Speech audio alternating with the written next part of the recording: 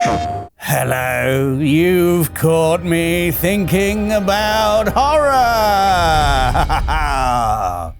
I guess my well-lit face is probably more scary anyway. Because I have a child and gaming at home is currently limited to Astrobot and the occasional burst of Astrobot, I don't get to play the usual nightmare-inducing stuff that has Dave calling in sick on streaming days. Run, Dave! Okay! Instead, I'm thinking about those insidious moments that lurk beneath cute and cuddly exteriors. Games you wouldn't think twice about letting your little one play, but when you look at them from the right angle, you begin to realise that something seriously scary is being swept under the rug. Here are 7 secretly horrifying moments in otherwise family-friendly games.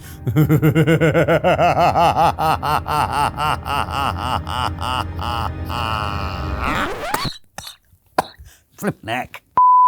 Octodad Dadliest Catch is a light-hearted game about an octopus attempting to hide being an octopus from his human family. In the same way that I hide from mine, that I still enjoy pickled onion Monster Munch at age 38. Slapstick hijinks and shenanigans ensue until, spoilers for a 10-year-old game, the secret is revealed. Luckily, his family continues to love him despite the whole cephalopod thing. Isn't that sweet? Personally, I'd be a little bit more concerned at the whole family relationships built entirely on a foundation of lies part. Seriously, not a single word out of Octodad's awkwardly placed mouth has been true. Nowhere in the marriage vows does it say in sickness and in health, and also if you double as a delicious Wagamama starter. Think of all those early dates filled with bogus human memories that humans have. Also, Dad can convince poor Scarlet he's definitely human, honest. It's giving real ocean predator vibes, not to mention the fact that octopi and humans are not biologically compatible. I'm not explaining why. So where did those kids come from? And the darkest part of all, none of this will matter soon, as the typical lifespan of an octopus is just 5 years. But no, you just keep ignoring the bleak implications and laugh at the funny mollusk trying to put on a bow tie. Could be worse. At least he doesn't have to down half a box of Tic Tacs every afternoon to mask pickled onion mouth.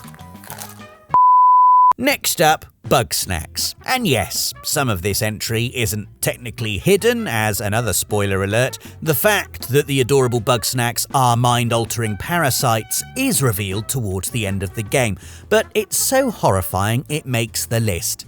Along with Octodad, that is 2 family-friendly games with secretly horrifying undertones from developer Young Horses. Maybe someone should ask if they're okay. Part of the reveal explains how the previous islanders eventually became bug snacks themselves after eating them. So, throughout the game, you've essentially been feeding your fellow travellers snack versions of the former inhabitants. Yep, actual cannibalism. And somehow, I doubt, but officer, they looked like a bag of crisps we'll hold up in court. It gets worse though. After the credits roll, a singular strabby, that's this thing, makes its way onto the mainland from your rescue ship, meaning that the rest of humanity risks going to the fast food joint in the sky. Don't worry though, you handed in your discoveries to your editor. The world can be warned off a possible snack-pocalypse. Except they can't because your editor refuses to publish the story as she's a snackolite, essentially the Bugsnax Illuminati, and their whole deal is preventing the world from finding out about the tasty terrors through any means necessary, including murder. They've got their fingers in all the pies, the Bugsnax Illuminati. Their fingers probably are the pies. Compared to those last revelations, Psychonauts is pretty upfront about the whole mind control thing. It's essential to the plot, after all. You plonk a little door on someone's head, jump into their subconscious, and then hop back out with their deepest, darkest secrets. So Attack of the Clones is your favourite? The thing is, those secrets, they're so tragic they make Macbeth seem more like Mr. Men. Take Miller Vidello, the groovy hippie that's all about the party, man. Dig a little deeper and you see flames engulfing an orphanage and Miller powerless to stop them, all while being unable to silence the anguished cries of burning children. Yeah, I haven't got a pithy one-liner about that. And yet, the level itself consists of Super Monkey Ball by way of Austin Powers. That's quite the contrast. Miller isn't the only one with a tragic backstory either. As far as the game is concerned, Gloria von Guton suffers primarily from a critical inner voice and quickly glosses over the fact that she was beaten by her teacher with a whip in a theatre school. I mean, I get it. Don't dwell on the stuff that ruins the whole kid-friendly vibe. It's just, they didn't have to be this brutal. At least nothing bad has ever happened to the adorable Mr. Pokelope. Never mind, I spoke too soon.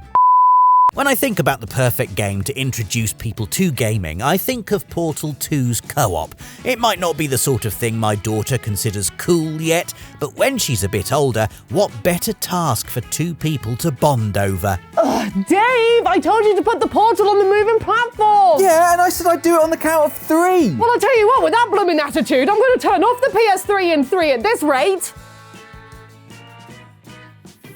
Yes, it'll be lovely.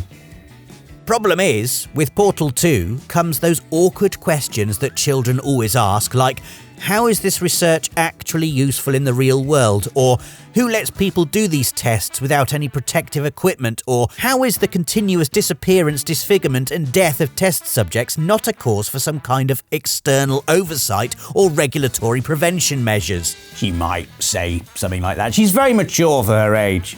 It's not just Aperture's dystopia that makes Portal terrifying either. The building itself offers inhabitants the type of isolated holiday that literally sends them off the rails, as seen in the nests of one Doug Ratman. As the only survivor of GLaDOS' neurotoxin attack. Oh yeah, the AI in charge of the whole dubious science centre went full Skynet, more scary points. Anyway, as the only survivor, this former employee begins to lose his mind inside the sprawling maze, covering the walls with scrawls about moon landings and sentient companion cubes. This has led some fans to speculate that the companion cubes are stuffed with the bodies of former test subjects, both dead and alive. Now, I'm not going to endorse these theories, but I wouldn't be surprised. Aperture isn't all bad though, at least they give out cake. What? I would argue that Fall Guys is both the most colourful and the most hardcore battle royale out there.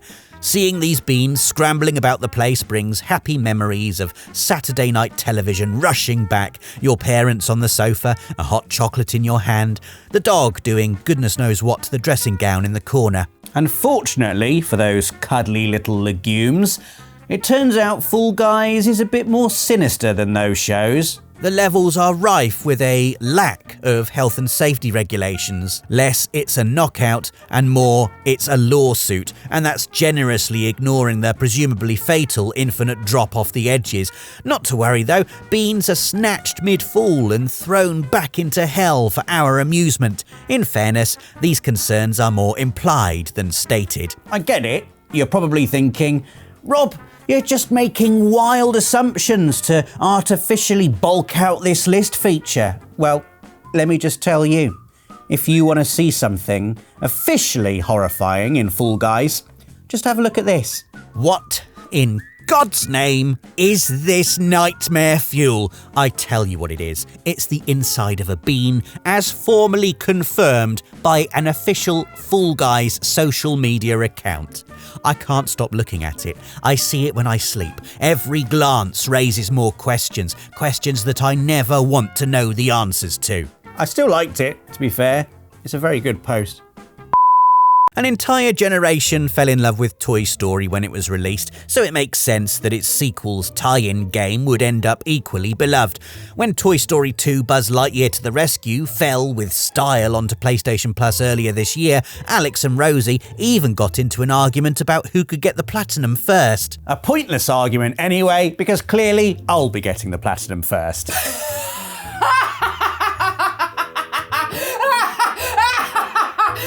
But there's one thing that's always bothered me about this game.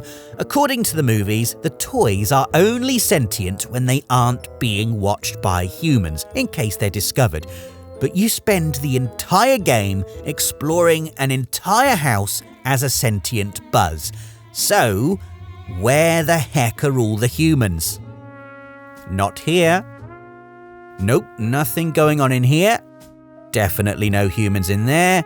And not here either, I should know, because I've been through the room 3 flipping times. It would appear the population went to infinity and beyond. Ah yes, Minecraft being scary. It does have its obviously creepy moments, like getting trapped in a dark cave or listening to the bizarre sounds of its world at night. But ambience is the least of your worries. The weird pig zombie things make me very uncomfortable, and the jump scare machines known as Enderman make you look very silly when kids are playing and you're supposed to be the grown-up in the room. There's also the Warden, which is essentially the Minecraft version of a clicker from The Last of Us, but it's blue, makes everything around it dark, and runs as fast as you do. Brilliant. Come on, Mojang, this is a game for children. If it's got characters in it that make adults scared, Dave not included, then it's probably a bit too much. And don't get me started on the disturbing contraptions people build to farm resources. Honestly, some of these worlds contain devices that would make the devil think, oh, that's a bit much, isn't it? It's also quite disturbing that often they are made by children. Do I look like a bad parent if my child is willing to commit the virtual equivalent of a war crime just to get some flowers? We have reached the end of this list of 7 secretly horrifying moments in family-friendly games. If you aren't already too scared, then leave a comment and give us a like if you dare.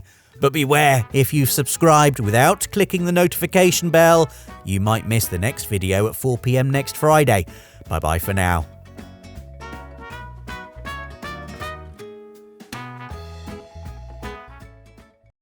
PlayStation